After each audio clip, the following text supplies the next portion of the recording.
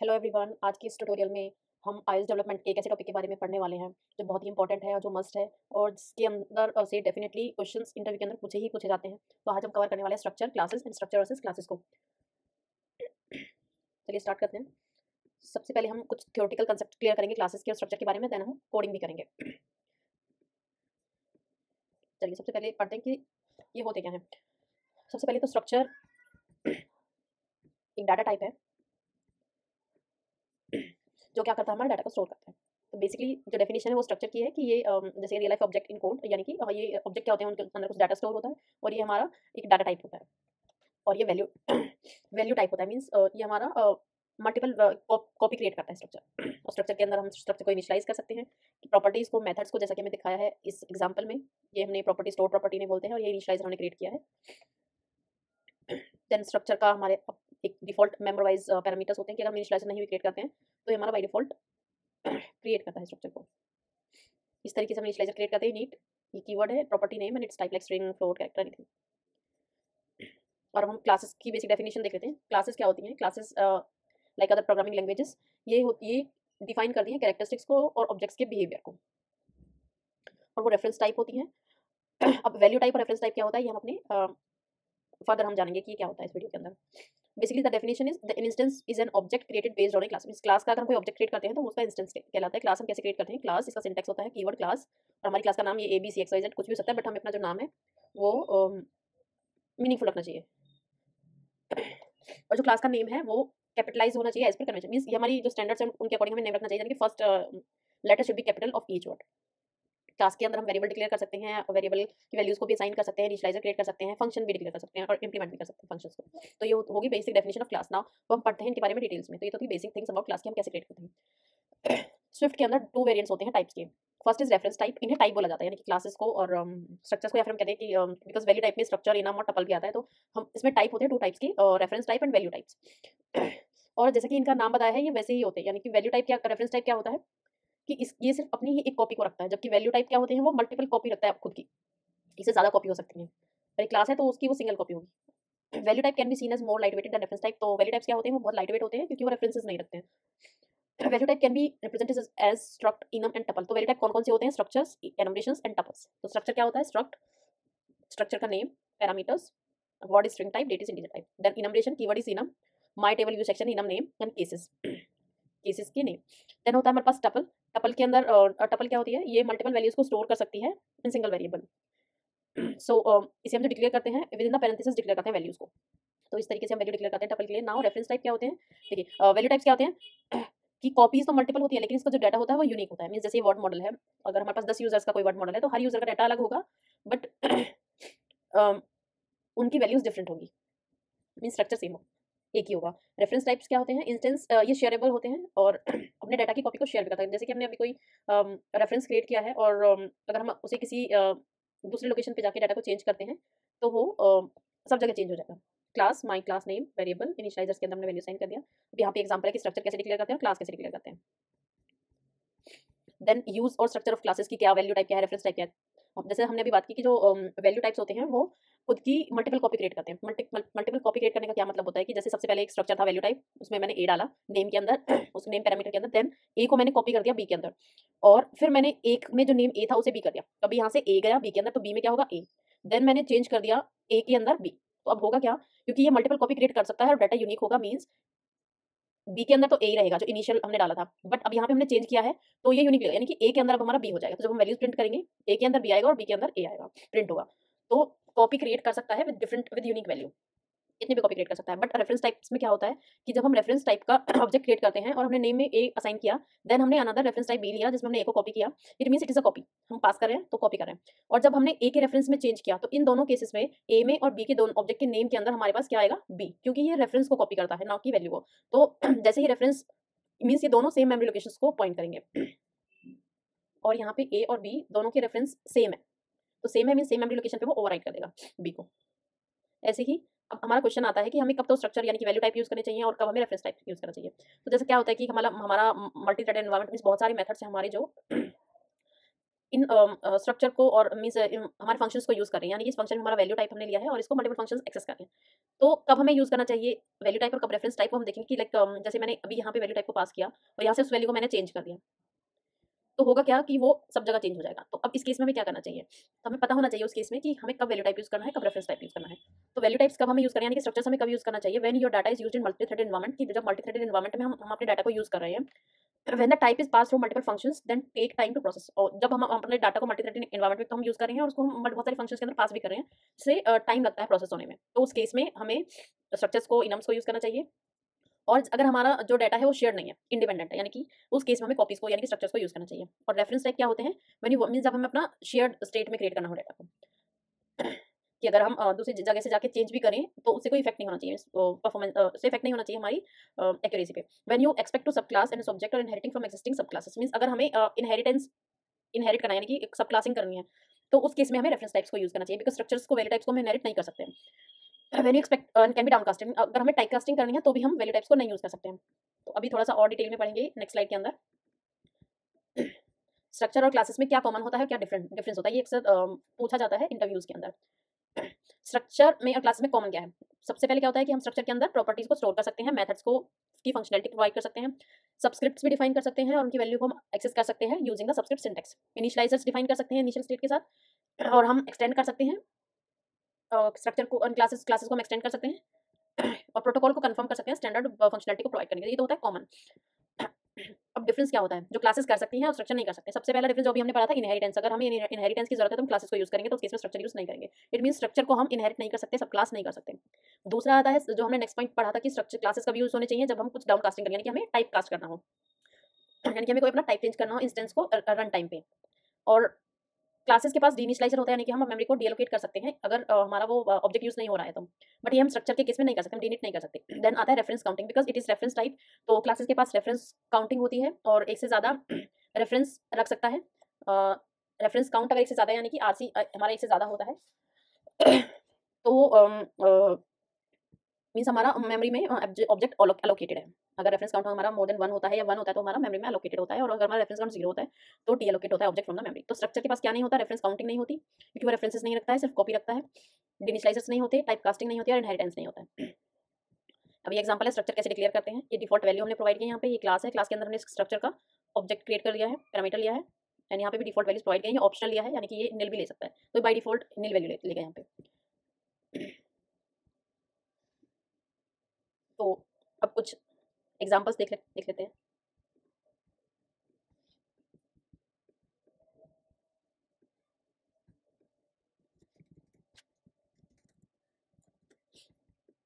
By default playground के अंदर ये क्रिएट करता है ग्रीटिंग्स, और ये किस टाइप का है, स्ट्रिंग टाइप का है। मींस ये ऑटोमेटिकली, अगर हम डबल कोट्स के अंदर है तो ऑटोमेटिकली कंपाइलर जो है इसका टाइप फाइंड आउट करता है कि स्ट्रिंग टाइप का है।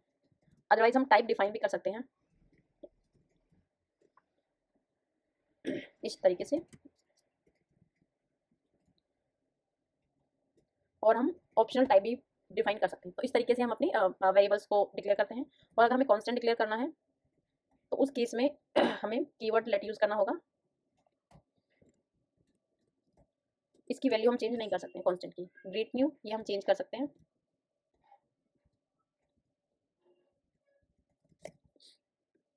तो कॉन्स्टेंट की वैल्यू हम चेंज नहीं कर सकते हैं, उनको वेरिएबल बनाना पड़ेगा। तो ये हो गया वेरिएबल एंड कॉन्स्टेंट।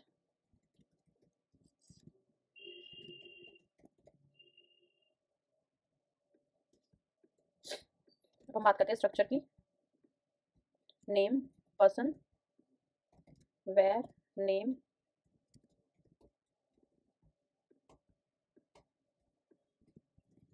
स्ट्रिंग, इसका ऑब्जेक्ट क्रिएट करते हैं। अब देख सकते हैं कि जो स्ट्रक्चर होता है उसका डिफॉल्ट मेंबर वाइज इनिशियलाइजर होता है। ये एक इनिशियलाइजर डिफॉल्ट, यानी कि देखिए हमने इनिशियलाइजर भी क्रिएट नहीं किया है, फिर भी ये नेम को ले, तो हम इसमें नेम दे सकते हैं अभी। और this is the one way. तो ये पर्सन का ऑब्जेक्ट है, तो इस ऑब्जेक्ट के अंदर क्या होगा, देखिए यहाँ से हम व्यू कर सकते हैं। स्ट्रक्चर है पर्सन, नेम उसके अंदर आदि जो किसका है, स्ट्रिंग टाइप का है, ठीक है, आदि डबल कोट्स में। Then second way, person. अभी मैं डिफॉल्ट नहीं क्रिएट कर सकती हूँ,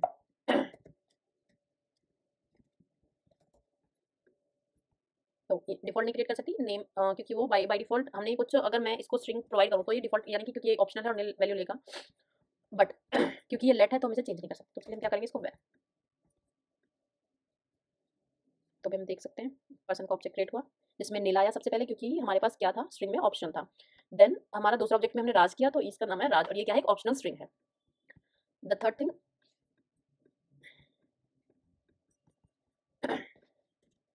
अब मैं क्या कर सकती हूँ, तीसरी चीज़ क्या है, इनिशियलाइजर में क्रिएट कर सकती हूँ।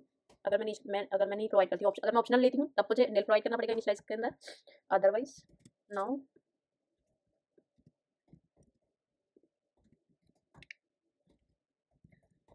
पर्सन, अब ये मुझे प्रोवाइड करेगा ही करेगा। नेम स्ट्रिंग है, अनु ऑप्शनल भी नहीं है क्योंकि हमने इनिशियलाइजर प्रोवाइड किया है, तो ऑप्शनल नहीं है, ओनली सिंपल स्ट्रिंग है। तो ये हो गया स्ट्रक्चर, और स्ट्रक्चर में हमने देखा है कि अगर मैं वेर अनु इक्वल्स टू राज, और अब राज डॉट नेम, क्योंकि अभी राज क्या है, लेट है, तो ये चेंज नहीं होगा, डॉट नेम इक्वल्स टू राज। तो पहले राज में क्या था, अनु, अब हमने राज को अनु के पास कॉपी कर दिया, देन जॉन के अंदर भी राज को कॉपी कर दिया, John dot name equals to John.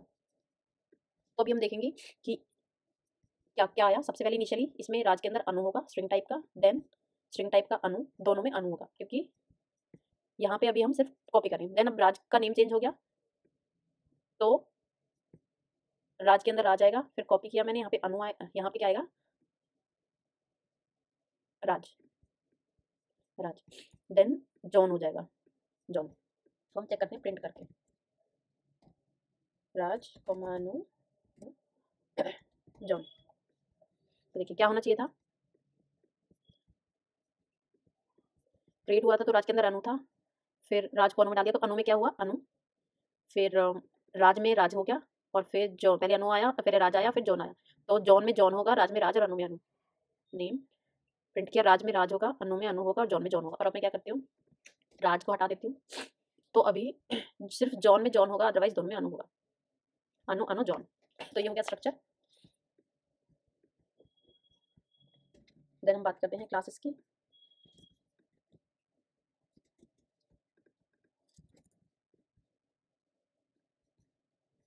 तो सबसे पहले क्या होता है कि इनिशियलाइजर नहीं है इसके पास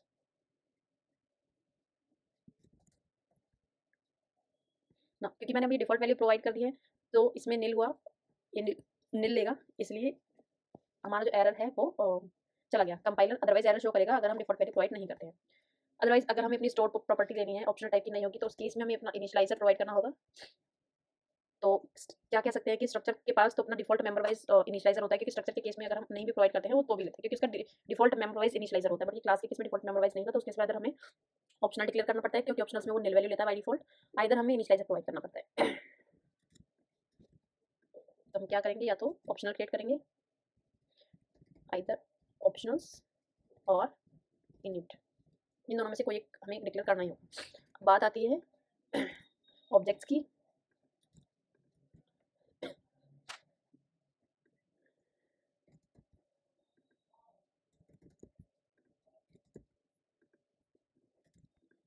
और यहाँ पे अभी मैंने रेफरेंस को कॉपी कर दिया,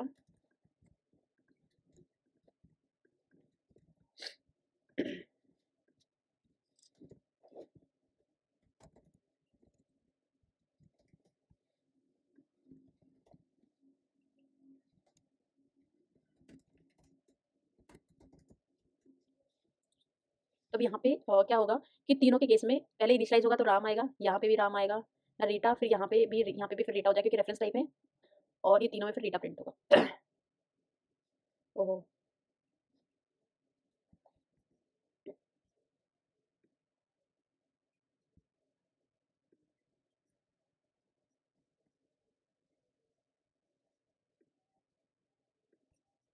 कुछ एरर आया है, पर्सन डॉट क्लास,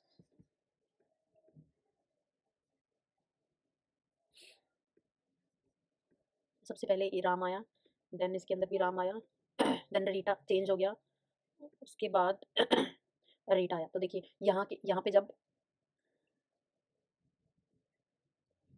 शाम, यहाँ पे रीटा हो चुका है शाम के अंदर, शाम ने डाले तो रीटा आया है, तो यहाँ पे हम राम को कैसे व्यू करेंगे, ये प्रिंट के साथ इशू है कोई।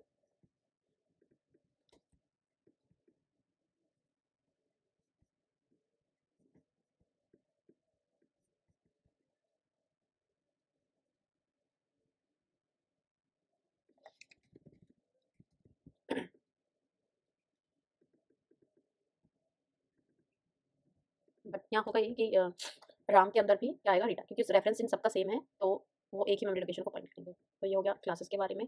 क्लास इनकी बारे में दो और चीज़ें थी कि स्ट्रक्चर जो मेमोरी एलोकेट करता है वो करता है स्टैक के अंदर, और जो क्लास करती है वो करती है हीप के अंदर। और हीप स्लो होता है और स्टैक जो होता है वो फास्ट होता है, मीन्स तो स्विफ्ट के अंदर क्या होता है, automatically allocate memory either in heap और स्टैक। स्टैक क्या होता है, मेमोरी स्टैटिक होता है, और कंपाइल टाइम पे मेमोरी एलोकेट करते हैं, last in first out use करता है using the stack pointer, means हम पुश और पॉप करते हैं टॉप की तरफ से, लास्ट इन फर्स्ट आउट, और फास्टली डाटा को एक्सेस कर सकते हैं। जब कोई फंक्शन कॉल होता है तो हम उसके जितने भी एलिमेंट्स होते हैं, इंस्टेंसेस होते हैं, उनको पुश करते हैं स्टैक के अंदर, और जब फंक्शन रिटर्न कर होता है तो उसे पॉप कर देते हैं, यानी कि रिमूव कर देते हैं स्टैक से, और जो हमारे टॉप से होता है और जो भी हम डाटा स्टोर करते हैं स्टैक के अंदर वो टेम्परेरी होता है, क्योंकि जब तक हमारी फंक्शन की कॉल रहती है तो हमारा डाटा स्टे करता है स्टैक में, और जैसे ही हमारी फंक्शन की कॉल रिटर्न करी होती है तो हम डाटा को रिमूव कर देते हैं, यानी कि डीएलोकेट कर देते हैं, और स्टैक ऑटोमेटिकली डीएलोकेट हो जाता है, हमें करने की जरूरत नहीं पड़ती है। तो स्टैक जैसे कि कोई ऑब्जेक्ट होता है जिसमें जिसका साइज चेंज होता रहता है, तो उस केस में हम स्टैक यूज नहीं करते, तब हम हीप यूज करते हैं, और हर थ्रेड का अपना स्टैक होता है। और ये कंपाइल टाइम पे हम यूज करते हैं। देन आया हमारे पास हीप। हीप क्या होता है, डायनामिकली। और दूसरी चीज़ क्या होती है, क्योंकि ये वैल्यू टाइप्स होते हैं, इनके रिटेन काउंट को इंक्रीज नहीं करते हैं लेकिन अगर हमारे स्टैक यानी कि स्ट्रक्चर के अंदर रेफरेंसेस अगर हो ना रेफरेंसेस, तो उस केस में ये रेफरेंस काउंट को भी रखते हैं इसके चिल्ड्रंस के, यानी कि स्ट्रक्चर के अंदर, अपना नहीं होता, इसके चिल्ड्रंस का हो सकता है। हीप क्या होता है, डायनामिकली हीप क्या करता है, डायनामिकली मेमोरी को अलोकेट करता है रन टाइम पर, और जब हमारा बहुत साइज चेंज हो रहा होता है, बहुत ज़्यादा साइज में चेंज होता है, तो उस केस में हम हीप यूज़ करते हैं। स्लोअर एक्सेस होता है, इसका हम बहुत स्लोली एक्सेस कर सकते हैं, और जबकि हमारा स्टैक फास्ट होता है, इसलिए वैल्यू टाइप्स फास्ट होते हैं और रेफरेंस टाइप स्लो होते हैं, और हीप क्लास को हम हीप के अंदर स्टोर कराते हैं। एंड रेफरेंसेस को रखता है, क्योंकि मल्टीपल थ्रेड अगर एक्सेस कर रहे होते हैं सेम चीज़ सेम ऑब्जेक्ट को, तो उस केस में हमें थ्रेड सेफ्टी की जरूरत पड़ती है, और हम क्या यूज़ करते हैं अपना सिंक्रोनाइजेशन या फिर मल्टी थ्रेडिंग। और क्योंकि क्लासेस का क्या होता है, शेयर्ड इंस्टेंस होते हैं, तो ये भी क्या होता है, सबके साथ शेयर होता है, मल्टीपल इंस्टेंस उसे एक्सेस कर सकते हैं। तो क्लासेस स्टोर होती हैं ये मेमोरी में। Heap allocation is slower then stack allocation, not just because of more complex data structure. Allocation बहुत डिफिकल्ट नहीं है, तो इस केस में आप देख सकते हैं थ्रेड सेफ्टी की रिक्वायर होती है, तो सिंक्रोनाइजेशन की हमें जरूरत पड़ती है, जैसे मैंने डिस्कस किया। अब क्लासेस में क्या होता है, जैसे मैंने ऑब्जेक्ट बनाया, इनिशियलाइज किया, रीइनिशियलाइज किया, तो क्लासेस को हमें क्या पड़ा था, डीनेट कर सकते हैं। जब हम वीक ऑब्जेक्ट क्रिएट करेंगे तो क्या होगा तो इस केस में क्या होता है, एलोकेट होगा देन डी एलोकेट हो जाएगा इमीडिएटली, और उस ऑब्जेक्ट को हम दोबारा यूज नहीं कर सकते अगर ऐसा होता है तो। और दूसरा क्वेश्चन क्या होता है कि अगर आईबी आउटलेट्स को हम वीक डिक्लेयर करते हैं, अगर उन्हें स्ट्रॉन्ग करें तो क्या होगा, इफ डिक्लेयर एज स्ट्रॉन्ग और weak, you application on crash and burn, every view controller keep a reference to the view it manage. तो हर व्यू कंट्रोलर में क्या होता है, व्यू का रेफरेंस होता है, और वो रेफरेंस स्ट्रॉन्ग होता है। View should not be deallocated as long as the view controller, तो व्यू को भी हम डिलोकेट नहीं कर सकते जब तक कि हमारा व्यू कंट्रोलर अलाइव होता है, यानी कि एलोकेटेड होता है। व्यू कंट्रोलर में हमेशा स्ट्रॉन्ग रेफरेंस होता है इसके सब व्यू का, जो से मैनेज करता है, यानी कि व्यू के अंदर इसके सब व्यूज का स्ट्रॉन्ग रेफरेंस होता है, और व्यू से मैनेज करता है। और जब तक व्यू लाइव रहता है इसके सब व्यू भी लाइव रहते हैं, और जैसे हम व्यू को डिलोकेट करते हैं उसके सब व्यूज भी डिलोकेट हो जाते हैं। एआरसी ऑटोमेटिक रेफरेंस काउंटिंग के according when view controller is deallocated, तो उसका व्यू भी डिलोकेट हो जाता है, और जब हमारा व्यू डिलोकेट होगा तो उसके सब व्यू भी डिलोकेट हो जाते हैं। The view hierarchy already has a strong reference, तो व्यू हायरार्की में एक स्ट्रॉन्ग रेफरेंस होता है, so assigning weak to IB outlets might have to avoid reference, तो इससे हमारा क्या होता है, रेफरेंस साइकिल को हम अवॉइड कर सकते हैं, वीक डिक्लेयर करते हैं तो। और जब हम अपने व्यू कंट्रोलर को डिसमिस करते हैं, जब डिसमिस करते हैं तो मेमोरी डिलोकेट नहीं होती है, तो उस केस में हमारी रेफरेंसेस क्रिएट होने के चांसेस होते हैं, तो तब हम उन्हें वीक डिक्लेयर कर सकते हैं। That's it. तो ये था हमारा स्ट्रक्चर एंड क्लासेस के बारे में और उनकी रेफरेंसेस के बारे में। थैंक्स फॉर वॉचिंग, और वीडियो अच्छा लगे